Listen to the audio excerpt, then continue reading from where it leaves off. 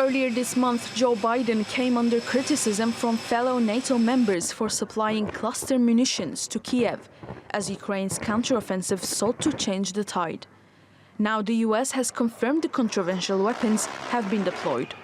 We have gotten some initial feedback from the Ukrainians, and they're using them quite effectively.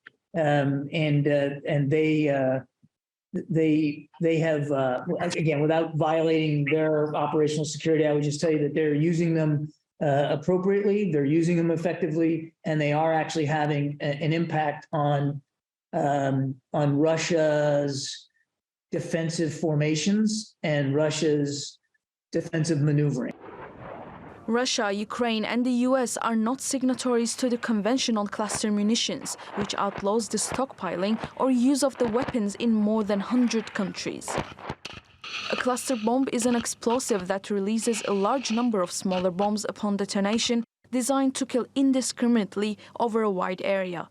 Some of them inevitably fail to explode and can pose a danger for decades, particularly to children. The cluster munition has one very big advantage. It can cover a very wide area where many soldiers and light armored vehicles are located.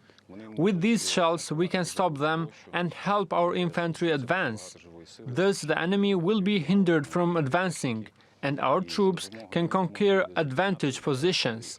Ukraine has promised to only use them to dislodge concentrations of enemy soldiers on its own territory. Ukraine has provided written assurances that it is going to use these in a very careful way that is aimed at minimizing any risk to civilians. And by the way, Ukraine, the democratically elected government of Ukraine, has every incentive to minimize risk to civilians because it's their citizens, it's Ukrainians who they are trying to protect and defend. The US said the munitions are needed to compensate for a shortage of other shells as Kiev tries to mount a counteroffensive. We recognize that cluster munitions create a risk of civilian harm from unexploded ordnance. This is why we've deferred the decision for as long as we could.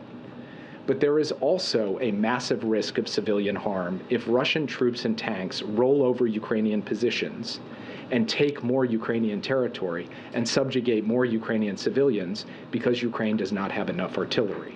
That is intolerable to us.